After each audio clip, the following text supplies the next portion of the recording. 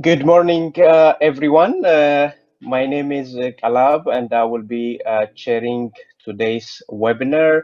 Welcome to the World Water Week at Home 2020 webinar, where we will be discussing about improving water and landscape governance in Ethiopia, stories of change. This will be the title of our webinar today. Uh, and as despite the COVID-19 challenge we are going through, I think I'm really glad, we are able to virtually, discuss about relevant water resource management issues and governance issues. And I think this is really, I know this is the effort of many people behind organizing and setting up this, but I would like to take the opportunity to thank Siwi for setting up and organizing this through, at this difficult time. And then having said this, just to briefly give a background, as you know, today we'll be mainly discussing about Ethiopia. Ethiopia has a lot of, water resource management challenge and governance issues, unlike, any other country globally. But at this time, we feel, a governance issue is getting more importance in Ethiopia, especially in the last few years. And there is also a growing understanding that, most of the problems in water resource management are related to governance issues than purely technical issues. So in this with this background, I think in the past few years there have been many initiatives and programs financed by the government and led by the government, as well as supported by some development partners. And I think the Ethiopian Water Landscape Governance Program is among these initiatives that is contributing toward this, bringing good governance and also effective water resource management. So having said this, now I will take you through, briefly to the agendas. I think most of you have seen, the initial agenda. We have 4 agenda items in the program, and initially we had 5 speakers, but unfortunately, one of the speakers, His Excellency Dr. Abraha Adunya, the State Minister of Ministry of Water, Irrigation and Energy, is not able to join us today because of urgent matters at the ministry. But the topics he was supposed to talk about will be covered by other speakers. So we have 4 topics, as I mentioned. First, we will start with a welcome and also a bit of an introduction about the Ethiopian Water Landscape Governance Program. Which will be followed by, a presentation on challenges for water resource management in Ethiopia, and then we will go to the ongoing, national water policy review process, where we will be given, a highlight. Later on, I will be presenting each of, the speakers, and then we will finally we will be dealing with the lessons learned and also the future of the Ethiopia Water Landscape Program. And then, of course, at the end, we'll have, a question and answer session where we will be, taking some questions from the participants. And then before going to the first agenda and also inviting the first speaker, I will just, highlight few housekeeping items. One is just for your information, this webinar will have a duration of 1 hour, including the question and answer session. But the first 40 minutes will be dedicated for the speakers, and then the meeting will also be recorded, and hopefully at the end of the session, you will get a summary and the video as well. The other housekeeping item is I want to remind you, especially participants, to send your questions or comments via the question and answer box. and we'll be following that, and of course at the end forward it to the speakers. So I encourage you to keep sending your questions and comments, and I kindly ask you also to keep your question very, very brief, since we have many participants. We may not be able to cover also at least one question per participant, and try to keep the question briefly for the sake of time. And finally, also due to time limitation, in case we don't manage to address all the questions, maybe we will have a follow-up mechanism where we'll try to respond to some of unanswered questions. So this is briefly the main housekeeping items. I think without further ado, I would like to hand over to Mr. Anton Early, Director for Africa Regional Center at CIWI. He will introduce himself and also give us a welcome message, and of course he will give us an overview of the Ethiopia Water Landscape program. So Anton, over to you. Good morning. Thank you very much, Caleb, and good morning to all our participants. My name is Anton Earl. I'm the director of CIWI's Africa Regional Center. So the Africa Regional Center is CIWI's small office outside of Stockholm. In fact, the only office outside of Stockholm, where we have some staff based in Pretoria as well as staff based in Ethiopia. From the Africa Regional Center, we work at national level, municipal level, as well as river basin organization level across the African continent to promote improved water governance. And as you all know, of course, water governance is going beyond the government mandated institutions that have a mandate to manage water and to supply water services, but including a range of other stakeholders. So essentially, this is water governance for a just, prosperous, and sustainable future that CIWI strives for.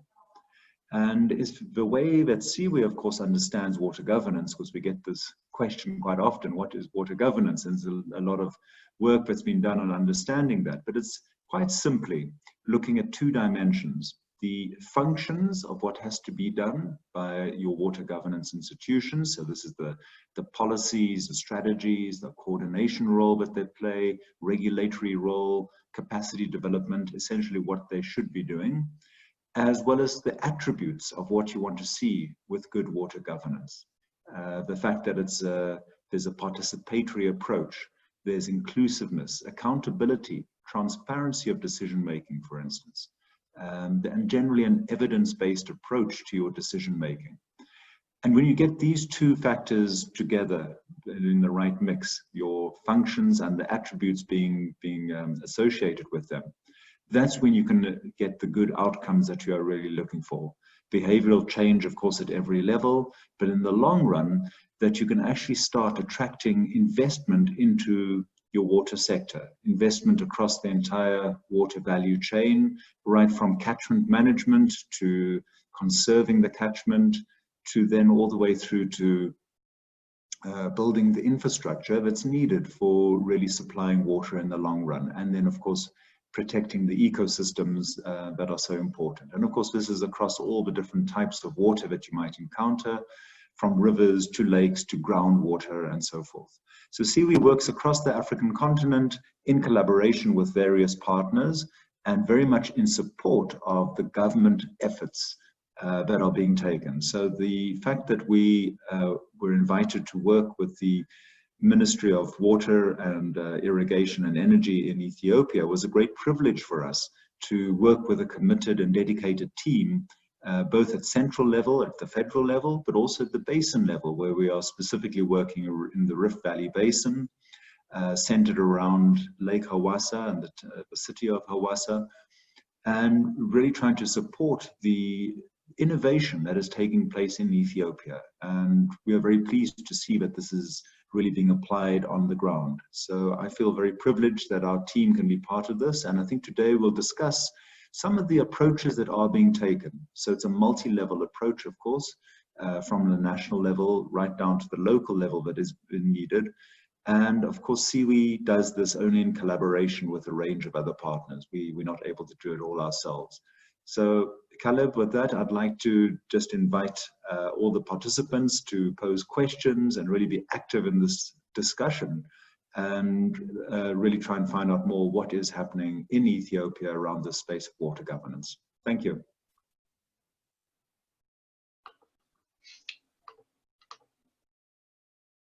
Thank you, Anton, for setting the scene, and also, for finishing on time. So with this, I think I will directly go to the next speaker. The next speaker is Dr. Adanej Yared, as I say, who will be presenting on water resource management challenge in Ethiopia.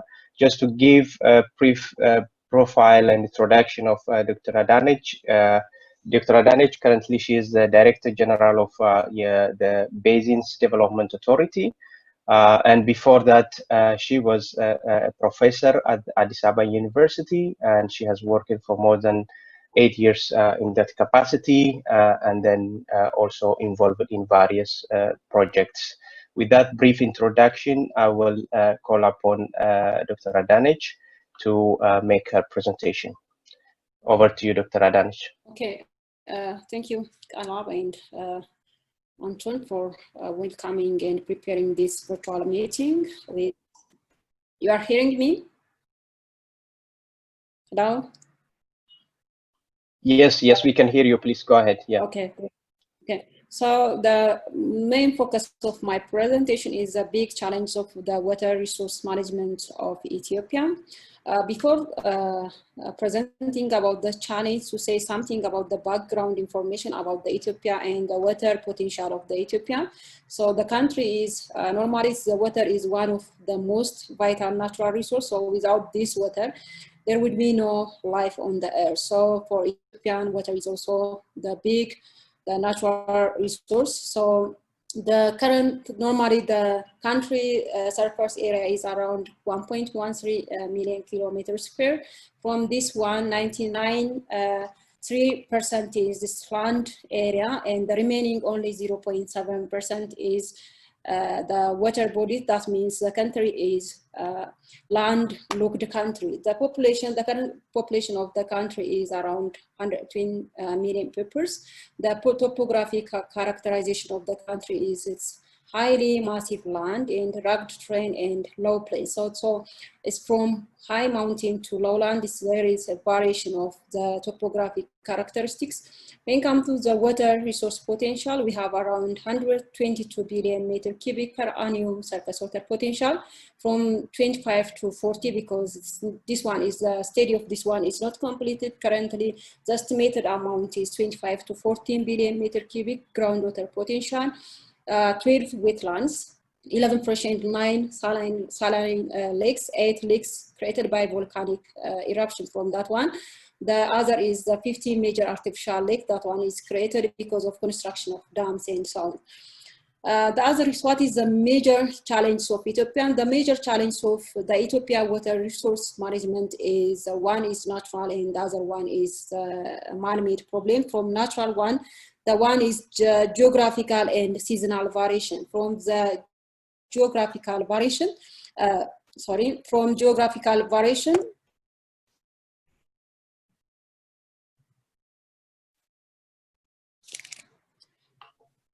sorry. Hello, Dr. Adanej. I cannot hear you. From the geographical location, yeah, okay. From geographical location, most of Dr. Adanej, I think we lost you. We cannot hear you. Okay, so now you are hearing me, Caleb? Hello? Hello? I can hear you, and I'm sharing your PowerPoint slides now, Dr. Adanej, so please go on. Okay. So the natural problem is the one is geographical and seasonal variation of the availability of water resource. For example, from geographical location problem, the most of 80 to 90% of the water potential or the surface water potential is available in the northwestern and western part of the country. But in this area, only 14% of the population is live. The remaining 10 to 20% of the surface water potential is available in the central and eastern side of country, but in this area only around 60% of the country population is live in this area. That means the water demand and the supply is completely, it's not fit well, because most percent of the surface water potential is located in other side, because in that area less population is live, but in another side high population is live, and the number of, or the amount of water potential, surface water potential is less. So this is the one problem. The other is sometimes the seasonality variation. Sometimes in the country annually receive high amount of the rainfall, but the problem is sometimes the rainfall is started early and it's complete lately. Sometimes it's rain for short time. Because of that, we couldn't receive the required amount of water at the required time and place. So because of this, this one is also the seasonality is not fit well. The other is the climate change. So repeatedly, because of the repeat climate change problem, most times the country is affected by drought and floods. So this presentation is simply to show Ethiopia is distributed into 12 basins. Some is dry basin and the other is wet basin. From wet basin, 8 river basins, and the one lake basin, that one is the Rift Valley Lakes Basin, and the remaining 3 is like Danakil, Aisha, and Ogaden is the dry basin.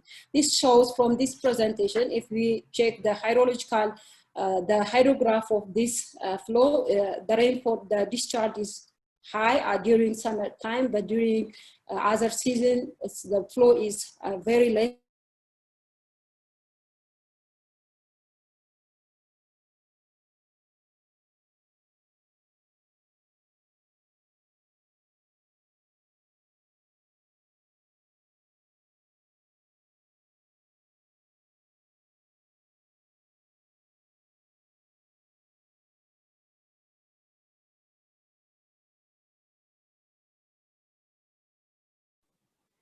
It seems we are having problem with Dr. Adanech's bandwidth right now. Caleb?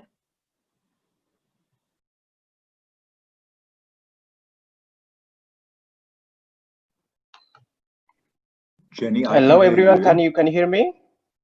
I think we lost Dr. Adanech. Hello? Yes, it seems we have lost Dr. Adanech now. Hello? Yes. Hello? Hopefully Dr. Adanech will be able to come on. Hello? I can hear you, Caleb. Hopefully we can have Dr. Adanech coming back soon again. Caleb, would you like to carry on with the program and Dr. Abiti for the time being? And hopefully we can have Dr. Adanech coming on again soon. Sorry. Now you're back, Dr. Adanech. I think Dr. Adanech is back. Can you hear her? Are you hearing me? Yes, yes. Please carry on, Dr. Adanech. Okay.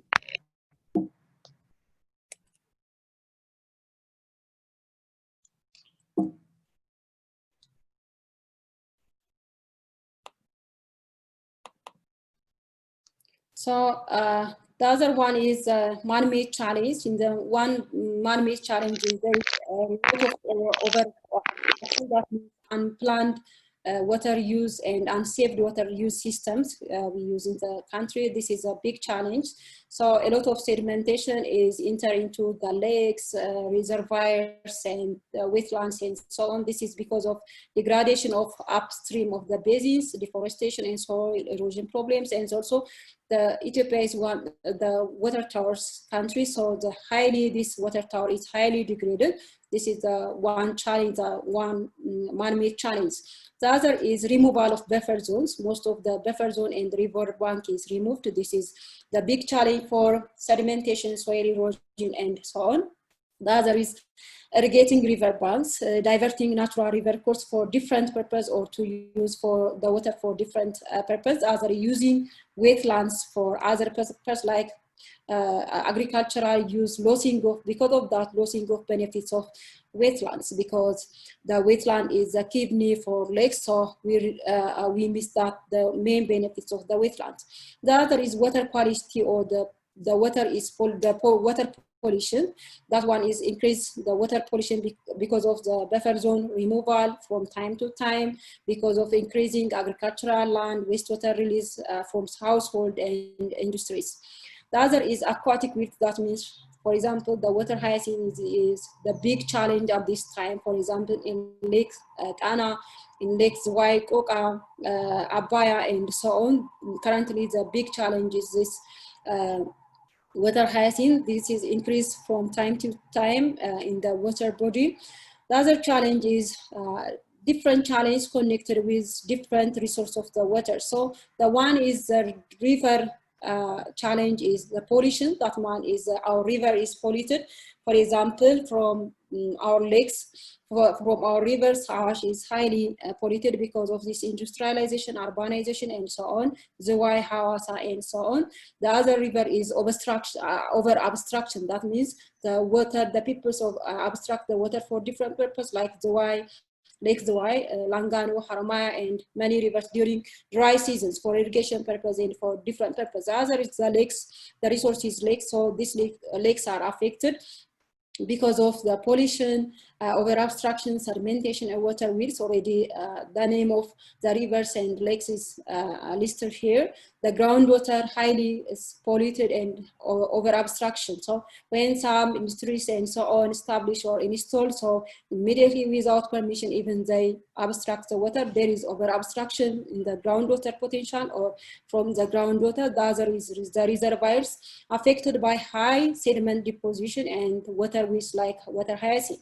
Like Oka Dam is during this time, this is a huge rainfall time.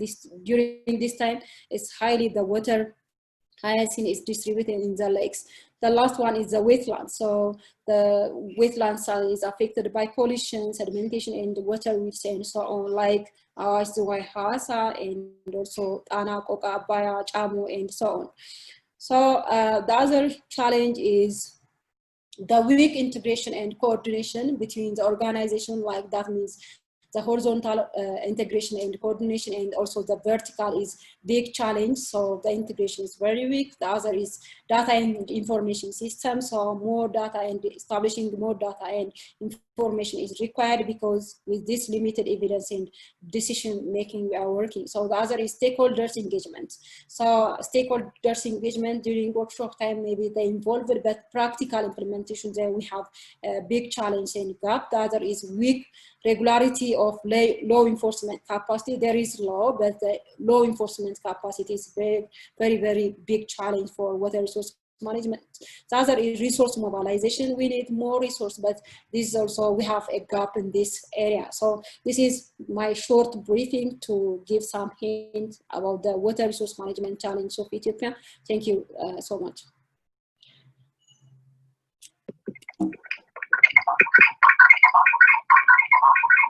Thank you, Dr. Adanek, for the excellent presentation, and also for giving us a very good overview of the water resource management challenge in Ethiopia, and also for keeping the time.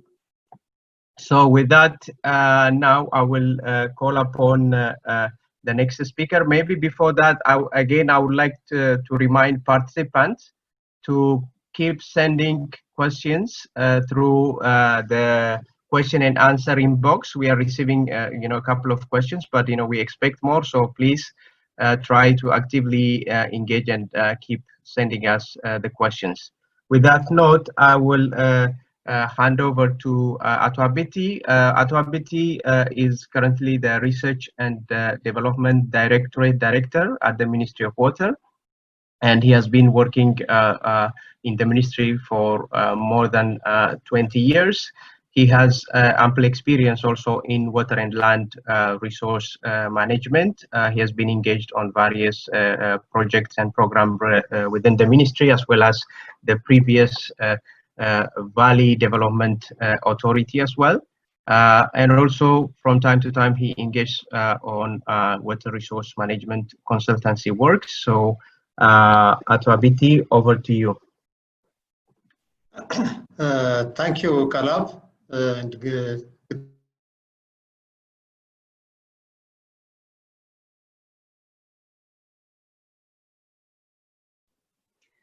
Dr. Abiti, we seem to have a problem with your video transmission now, and you are frozen. We will wait for a few seconds to hope that this can be rectified. Not hearing me, or you are not seeing me? Now we can hear you very well. Please continue, Dr. Abiti. Okay. Thank you just giving me this chance to speak about the current working conditions, especially on the revision and update of the sector policy and strategy. And I will talk about why we need. Still, you are not hearing me, or shall I continue? Please continue, Dr. Abiti. Okay. I will need to update the strategy and what are the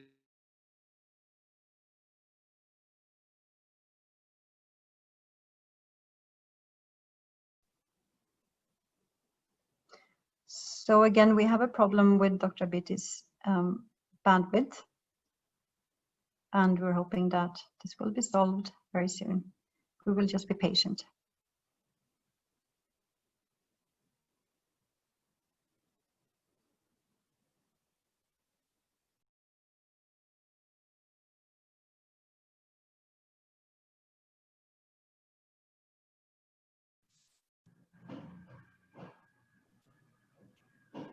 Dr. Abiti, please go on. I think we can hear you now. Okay. You know, there is a problem with the internet system here. It becomes and out. As a background statement, you know, we have already, the first policy was drafted in 1991 at the strategy on 2.1. It's already almost 20 years before. So there is a need to update and revise. So the other reason is the reorganization of the Federal Ministry of Water Resource and the subsequent establishment of various institutions accountable to the ministry.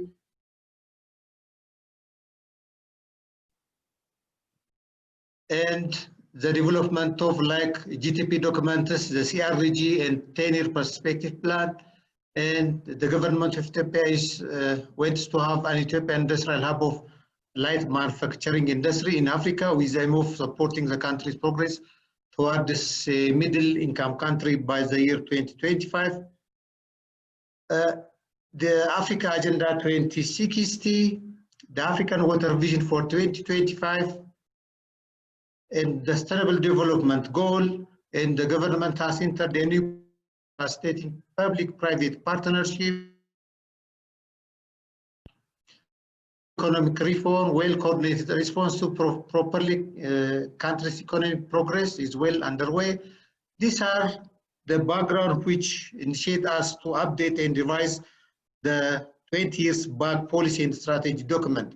Additionally, we have a challenge like the climate change issues and rapid population growth, urbanization, and social changes in cities and towns, such as the improvement of lifestyle and the rise in living standard required the demand for more coordinated and changing consumption and production of, especially from water side. These are the reasons behind. So there are also gaps identified on previous policy, for instance, roles and function of each of the federal bodies and the regional state, and the linkage between them in regard and regulating and administrating the water resource of the country. Previously, inadequate emphasis is given on water governance, particularly on sector coordination and provision of service to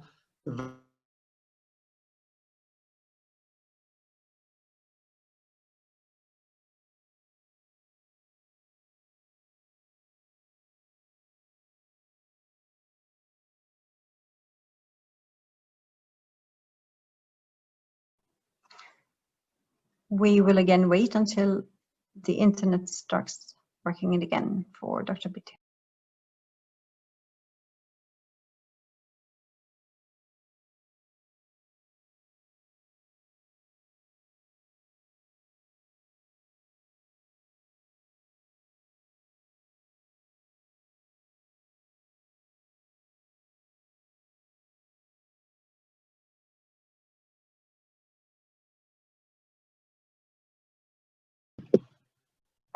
Apologies. I think Ato Abeti is having some technical problems. Let's wait for a while and see if he can join us again.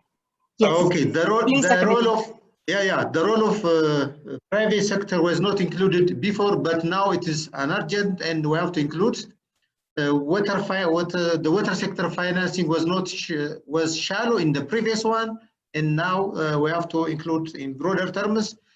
In different sector review, especially in general, I can say in different sector review and other water-related workshops nationally, the meeting participants are raising points as a gap on the previous policy and the strategy, and they need to be included in the revised policy and strategy document. These are the driving force behind why we are wants to update the previous policy and strategy document. The process which we have taken initially in January 2027, we are able to draft initial TOR, how we can aim or how we can thinking how the procedures and technical backgrounds which the involvement of different technical peoples who will engage in the process of updating and revising. So initially we are able to draft the term of reference, especially from the ministry, engaging different directorates. The Research and Development Directorate coordinates, and we are able to get even a small amount of financial assistance from WaterAid. And we are able to start on January 27.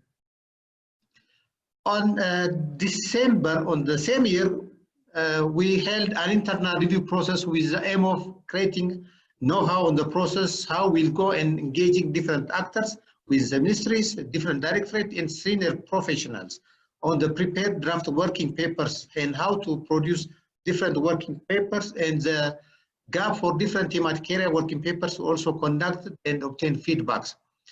On May 28th, initial policy gap review and working papers were prepared by a group of external consultants hired from WaterAid. The review was mainly focused on water supply sanitation, irrigation and drainage, hydropower, transboundary water issues, institutional frameworks, gender. There were 6 national consultants. They are the one who produced these working papers. The paper were presented to the ministry leadership and senior experts and professionals, but the review process did not go further due to the missing working papers for other water-related identified policy gap analysis, especially to change this working paper to full-fledged policy review document. Thus, on January 2029, census was reached with SIWI to conduct policy gap review on ground, especially on groundwater management and integrated water source management. Accordingly, policy working papers were able to produce an input for the policy and the strategy revision. Here, at the same time, the ministry is engaging advisory teams to complete other missing working papers and proceed with the policy and strategy review. On September 2029, multidisciplinary policy review team led by the 2 state ministers, especially Dr. Abraham and Dr. Nagash, and composed of advisory and senior people from the ministry, it was established and to start working on the remaining thematic area to produce the working papers, then which can lead to overall, in general, for the review and updating process. The policy retreats were organized in 2 times, especially on December and January and 2029 and 2020. Policy and strategy document compilation, review, and final draft preparation is undergoing. The Ministry of Water, Irrigation, Energy internal consultation workshop on draft revised national water policy and strategy internally we conducted on February 2020. A consultation with we selected the water sector working groups, equity and especially on equity and inclusion group, private sector groups on the specific policy conducted by stakeholder meeting, which was planned March. Unfortunately, we are also organizing a national level involving all potential stakeholders on March 20. Unfortunately, due to the COVID-19, we are not able to conduct that national level workshop. Follow-up after that, follow-up meeting and discussion, especially on June and July, we did that one, and we are able to collate comments from different stakeholders. In terms of stakeholder engagement in the process, we are able to communicate almost more than 100 institutions, especially from federal, regional, CSOs, private sectors, and development partners were communicated. Still, we are able to get some feedbacks, and we are incorporating the feedback which we get from different potential stakeholders by different thematic area specialists. We have a group of thematic specialists who they can look for the feedback from comments from the distributed documents. Furtherly, focused discussions are planned with key federal and regional government institutions like the Ministry of Health, Environment, Forest and Climate Change Commission, Agriculture, Industry.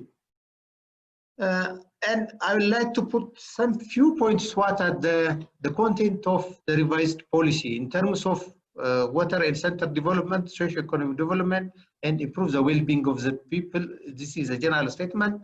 The revised water policy is comprehensive, multi-sectoral in approach, and advanced in terms of mainstreaming emerging issues in the water sector, such as multiple use system, multiple value of water, climate change, climate resilient water development, nature-based solution, water governance, and equity and inclusion are new to the, they are not part of the previous, but they are now incorporated in the new policy and strategy. More specific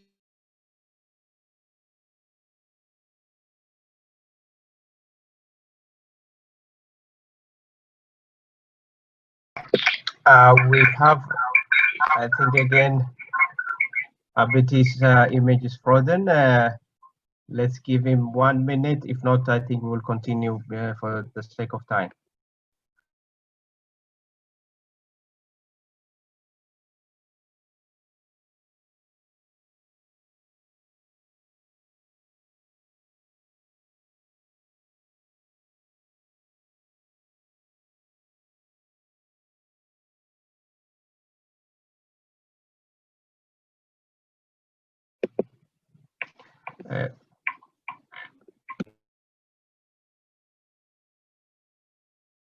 Okay, I think Abit is having a problem. Maybe since we have a limited time, I think we will go to the next presentation, and then maybe if there are issues remaining, I will give again an opportunity to Abit later on, or he can address some of the issues together with the question and answer session.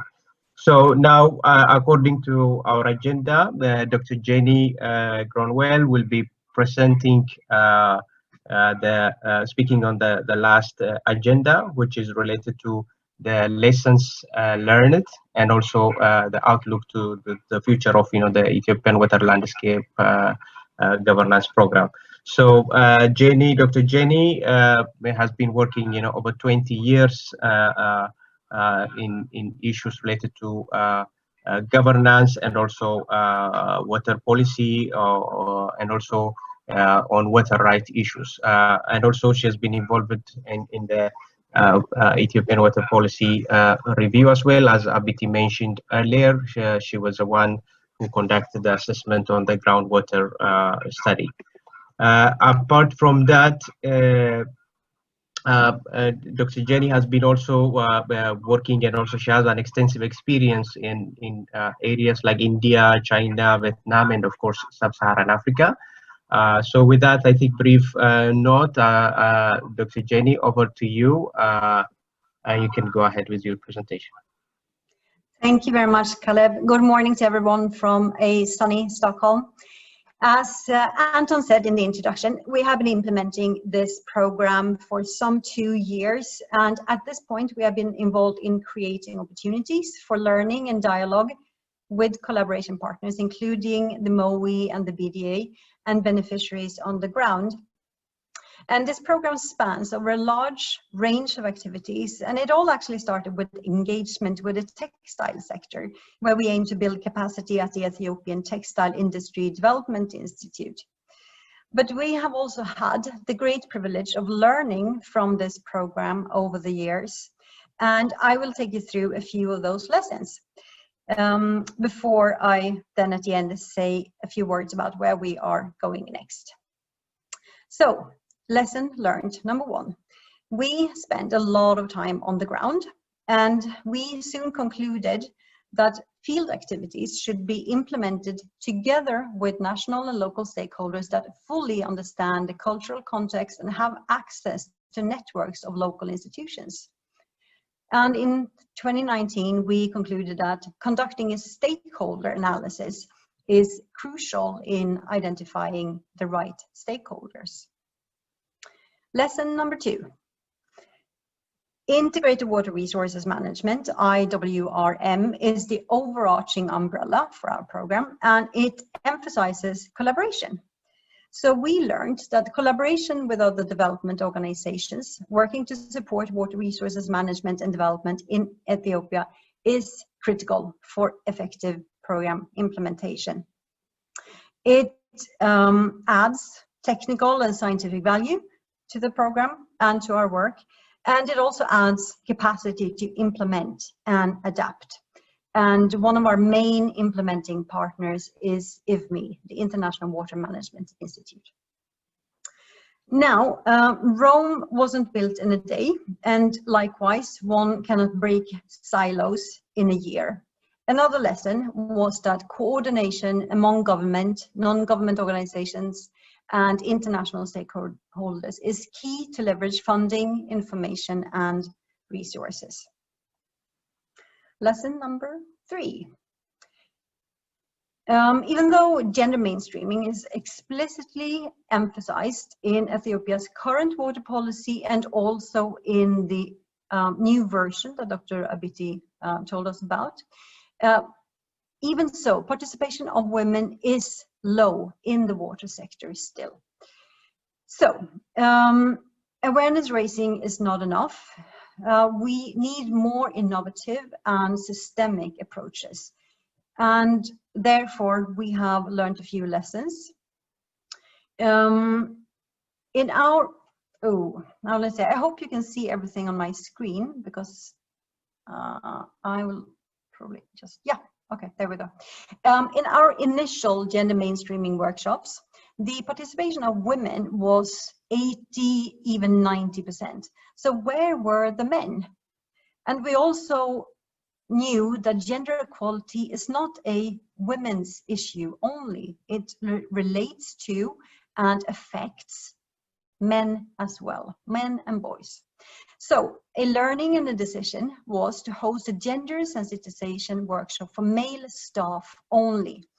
And in the picture, in the left corner, you can see staff from the Ministry of Water, Irrigation and Energy, MOE, the BDA, Human Resources Offices of the administration, and the National Meteorological Agency of Ethiopia. And in the middle, we have three fantastic women who are my colleagues who were the facilitators and moderators of this course. And as you can also see on in this picture, the ages also range quite a bit. We have very many people below the age of 35, and we have quite a few who are older than that. So this was a great opportunity for us. And one benefit of having segregated gender trainings is that women and men can learn about and discuss gender roles and norms separately in that way. The two sexes tend to have very different views of what gender equality and fairness means. And discussing this separately can stimulate different but critical dialogues that could not happen otherwise. So this was a very important lesson for us and one that we take with us.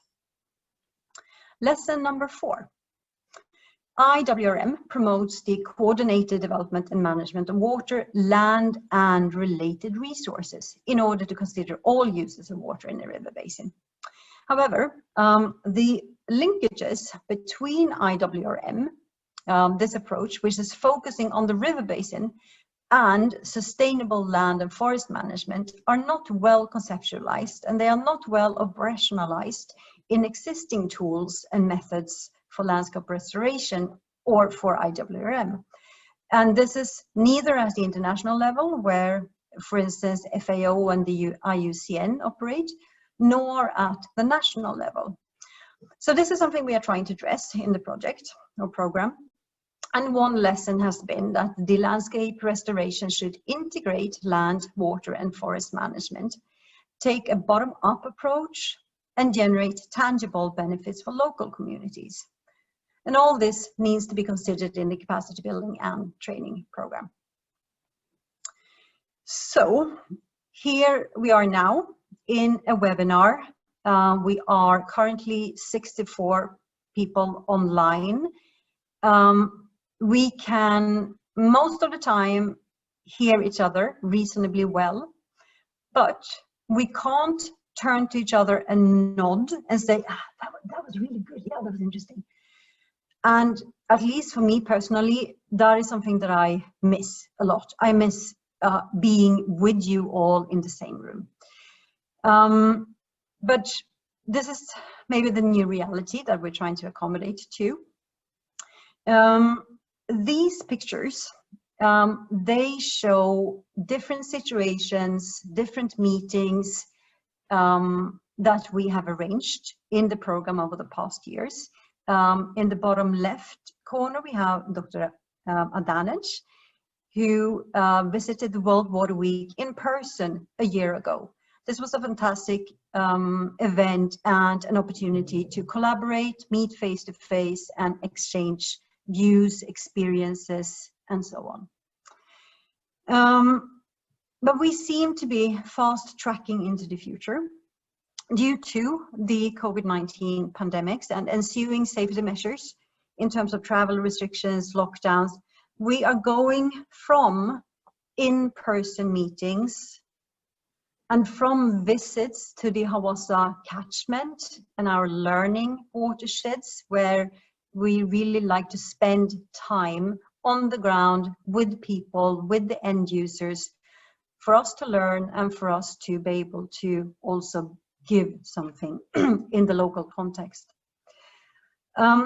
It's safe to say now that we are in the midst of the learning curve, all of us, to explore jointly the adaptation to virtual implementation.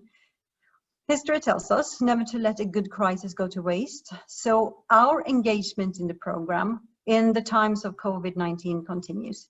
We push ourselves, we push partners and program beneficiaries to convene virtually like we do here now, and to embrace the reality of online platforms. So the new normal, even if we seem to increasingly live in a world of face masks, those face masks, which are potentially life-saving accessories, they are not gags, they are not muscles on us. They do not stop us from communicating with each other. However, this new normal situation, this new online virtual world, it has implications for genuine inclusion of marginalized groups, such as the poor, women and youth, but also actually with respect to individuals and groups outside of the conventionally, the groups conventionally thought of as vulnerable, such as, for instance, people who are deaf and need to read people's lips. So this kind of face mask is a new invention to accommodate to that. And clearly, those who have had a stable Wi-Fi connection at home or in the office in the past 6 months, they have been better off than those who only had mobile data. And those with a smartphone, they have advantages over those with regular mobiles or just landline connections. Among the advantages with shifting from in-person learning events to online learning is, however, that it may give participants a chance to learn at their own pace. And we in the program ensure to make material accessible also offline, and find alternative platforms to do that do not require so much bandwidth or continuous internet access. In addition, being forced to go digital, it speeds up everyone's tech savviness and digital literacy, which is crucial to live in a world that is increasingly lived online and in these kind of meetings. But this also puts pressure to ensure internet access for everyone, internet access that is stable and reliable. So if this was a bit of our current conditions and learning future, I'll summarize by saying that the future of the program is this. Our current phase of working continues up to and including 2021, a full year more. And after that, we hope to be continuing as well. We will place a little bit more focus on water-related human rights.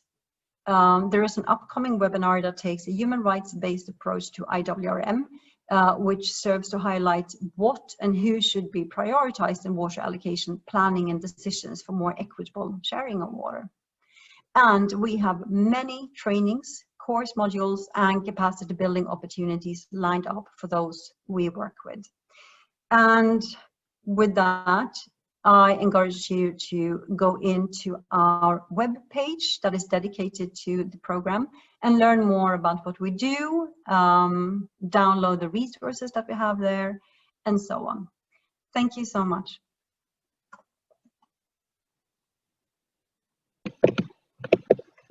Thank you, Dr. Jenny, for the brief presentation and also for keeping the time. Now, I think according to our program, since we are a little bit over the initial plan, I will not try to summarize. Everything is, pretty much clear. But since I see Ato Abiti is back, in case there is a critical issue that he would like to cover, I will give him just 1 minute for that. If not, I will directly go to the question and answer. Abiti, over to you in case there is a critical thing you missed, because your image was frozen, so we continued with the other presentations.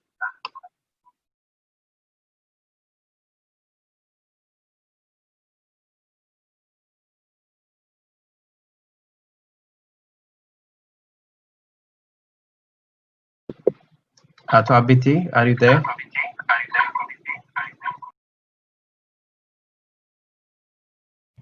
Okay, I think we'll go ahead directly to the question and answer. We have received quite a lot of questions. I will try to forward that to each of the speakers. So maybe I will start with Dr. Adanek. There are quite a lot of questions for her, and then continue to Ato Abiti. So first question for Dr. Adanek is related to mainstreaming wetland issues within WASH activities, especially ongoing WASH activities, and also how the Basin Authority is working in terms of strengthening the linkage between improved human health and the health of wetland ecosystems. And in this regard, if there is anything concrete that the BDA is currently working on. And then the other question is in relation to the intersections of environmental degradation, extreme vulnerability, and climate change. Again, the participants are asking if you can tell about the achievement so far, and if there are any plans to promote coordinated approach to the multi-faced water, wetland, and landscape management issues in Ethiopia. And then the second question to Dr. Adanek is in relation to how the ministry or BDA is doing and prioritizing different basins for the national benefit. I think it's meant in terms of investment, since there is a limited capacity, how the ministry or BDA is prioritizing different basins for investment. And then another question is related to, again, wetland degradation and removal of buffer zones, if there is anything that the BDA is currently doing, especially on the status of the buffer zone draft proclamation, and also when you think it will be adopted or approved. And then another related question is, in fact, it's not related, but in connection to wastewater treatment, there is a question: is there attention for promoting industrial wastewater treatment? That I think it's not very specific, but I think Dr. Adanich and also Abiti can respond in relation to the policy as well. And also, if some participants are asking if the presentation can be circulated, but I think this we can do it. Maybe we will send it together with the video, as I mentioned earlier. And then another question is related to the promotion on innovation for using water hyacinth for the production of biofuel. Maybe Dr. Adanich, you can address this question. And maybe additional one is if the government considered reusing municipal wastewater for mainstreaming as water supply for people. So maybe I will give the opportunity to Dr. Adanich to address this, and then of course, depending on time, I will continue with the other questions. Dr. Adanich, over to you. Okay, thank you, Kalab. The first question is related with improving the ecosystem that means the degraded land for ecosystem and the human resource. As you know, the one is we are working to increase the afforestation of the lands. That one is normally before years ago, we start working related with this one. Especially since last year, as country level, our PM launched the green legacies. That one is very helpful for our country to minimize this soil erosion, sedimentation, and so on. So the one leader organization from the country is our organizations, Basic Development Authority, or the Ministry of Water, Irrigation and Energy. So we are organizing this implementation of the green legacy, and we are working to increase the afforestation system to increase the productivity of the land for different purpose, and also to change the human lives and the ecosystem. The other issue is related with the environmental degradation and achievement plans. Already we prepare, for example, normally we prepare the basin plan. That one is the implemented basin plan for already we done for 3. That one is for Abaya, Awash and Lake, River, Rift Valley lakes already we done. We are on the way, we start the preparation of the basin plan with cooperation of different stakeholders. That one is based on the potential of the water in the basin. We start the preparation for Takaze River, for Ganalida, Wawab, Chevalier, and Omo rivers. This one is to use the available water potential to change for economic purpose and so on. The other is, that means we prepare this plan. The other plan is we prepare 10 years, 5 years, 3 years. That means we prepare 10 strategic plan. From 10 years, we extract the 5 years. From 5 also, we extract the 3 years, and for each year, we extract the strategic plan. So this strategic plan implementation start in this budget year, Ethiopian budget year already. We start in July. So we start the implementation. The other is the prioritizing the different basins for implementation. Already I said, based on our strategic plan or based on the basin plans prepared for, that one is a basin plan, is implementation basin plan. That one is during preparation, we consider different stakeholders, and also during implementation also, we consider this organization. So based on this strategic basin plan, we are starting the implementation also. The preparation for the remaining one related with the wetland degradation and the buffer zone draft proclamation. Already the buffer zone proclamation is prepared before years ago.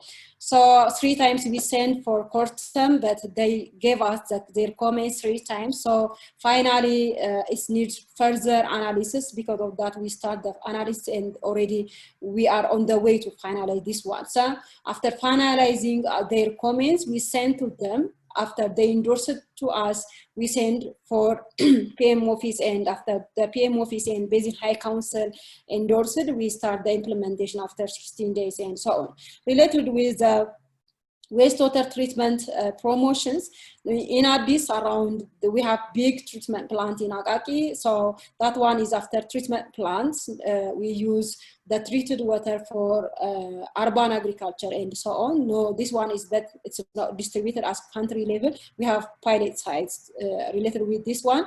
The other is intervention for using of water hyacinth for biofuel and so on. Before that already, because the water hyacinth, especially in Lake Tana, Koka, and for different basins, is very big, huge challenge for us.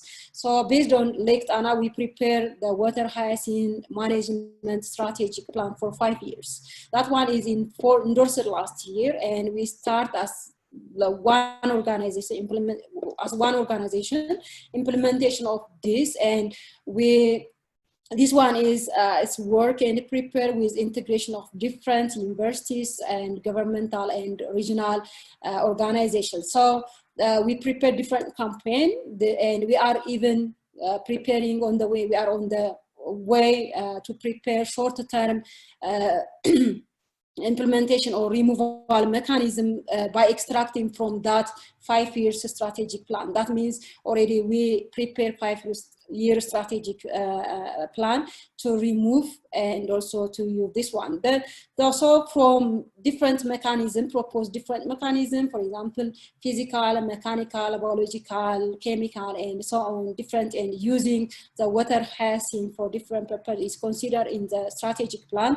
The one is to use water hyacinth for biofuel and to generate energy from water hyacinth and to connect from grid. So by checking which one is benefited and which one have some problems and affect our system, by checking this one already we start working, and we are coordinating different organizations to work together. Already we start this coordination and implementation even in some area. It's not huge implementation. Already we start, the one is by using nature-based system, the eco-hydrology system by using, we protect some area, but it's need huge campaign and coordination of different organizations. The last one is already about the wastewater management, already the using of wastewater management I said, but related with the payment issue, when if anybody polluted the water body and the water is required to pay, that means for because of that already we prepared the proclamation for this one. That one is wastewater. If anybody release or any organization release the wastewater not treated well, they can pay for that, for treatment of the wastewater. So this proclamation is prepared, but we haven't at this time ISO standard laboratory. So because of that, when we say the people you are polluted the water body and so on, how, by how much amount and so on, the different people ask different questions. So because of that, we got the challenge to start implementation and endorsement of this proclamation. And first, we work in the Bahar Dar. We have a big laboratories. We are working to certify that laboratory in the ISO standard level, and after certify that laboratory at ISO standard laboratory, so we work, we progress, we continue the progress of the endorsement of the proclamation prepared or water pay for wastewater treatment, or if they less treatment and they do less treatment and so on, they can pay for ecosystem and to protect the water body and the water. Thank you so much. Related with water policy, the policy issue related with water MAIF, Ato Abiti, reply this one is good, otherwise I come back. Thank you. Okay, thank you, Dr. Adanek, for the briefly responding to all the questions. There are still a couple of questions addressed to you, depending on availability of time. We will try to address them. If not, we'll see how we can address those issues. So having said that, I will direct some of the questions to Abiti to respond. So Abiti, are you there? Can you hear me? Yes, Caleb. Abiti, are you back? Yeah. You know, internet interruption most of the time. Your internet Okay, I will. is not stable, it says. I don't know why. Okay, I'm here now. You can forward the question to me, please. Okay, I will direct the questions to you. The first question is in relation to the policy. They're asking in the new revised strategy in light of the climate change and resilience, what is the government plan on natural and man-made water storage? This is one of the questions. And then what are the key nature-based solutions included in the policy document? How do the interventions were selected, and does this process considers experience outside of the country? This is also the second question. And also finally, in relation to the policy, in fact, it's a very long question, but the main core of the question is regarding unsustainable water use, threatening ongoing access to wide range of benefits and values. And then the participant asks, are there any plans to address this issue in the newly drafted national water policy and strategy? So these are the policy related questions. Maybe for the sake of time, we have two questions also directed to Jenny. Maybe Jenny, you can check the question and answer inbox and quickly respond following Ato Abiti. Over to you, Ato Abiti. Okay, thank you, Caleb. I will start with the experience in the new policy on the revised policy and the strategy. Yes, the different thematic areas we are able to look for the international experience and other countries' experience to be included on the revised version. As much as possible, we are able to discuss which to be included and which not to be included. And yes, we are able to include some experience, especially from South Africa and other countries near to us, and even from others. The other issue, especially from Meron Tafari, I saw her questions from Dr. Meron on the issue of climate change on constructed and natural made water bodies. As much as possible, we are not able to include how we can, especially on water bodies which will be constructed near future, to include the climatic factor. It's a new issue, a new science, but as much as possible, we are on the way to discuss how it is possible to incorporate, or in terms of models output or anything. For the time being, just as a mitigation, we are included in the policy how we can reduce the water abstraction as much as possible and sustainable way. We have already included that one. There is one question in terms of unsustainable use of water resource.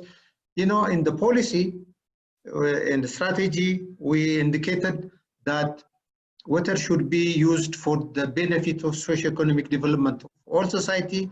It should be on sustainable, wise issue.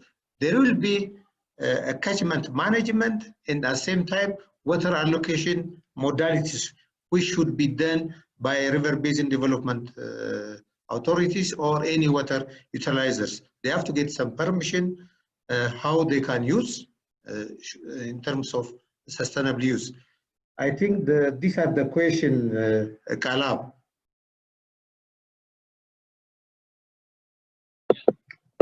Thank you, Abiti. Yeah, you have addressed the main questions. Now, Jenny, over to you to address the two questions, and then I will go back again to Dr. Adanich. There are a couple of additional questions to Dr. Adanich. In the interest of time, I have already typed my answers in the Q&A box. So those who pose questions, they have already had their answers there. So in the interest of time, just Great. Great, excellent, Dr. Jenny. So I will just forward the critical questions to Dr. Adanich. You still have, you know, additional questions, but I think for the sake of time, maybe we'll respond that by writing. But there are two important questions. I think if she can respond, I think it will be excellent. One is in relation to whether now is the time to develop national or regional emission guideline for pollution or pollutants, both from diffused or point source catchments. And the participant asks also if how the Ethiopian government is esteemed for climate change project research and clean technology financing. This is the second question. And finally, I think there is one question in relation to how Basin Development Office is thinking about how to move toward this equitable access to water resources, where water resources are so unevenly distributed nationally. So they are asking how Basin Development Authority is trying to address that, and especially issue of equity of access for women and girls. Dr. Adanich, over to you.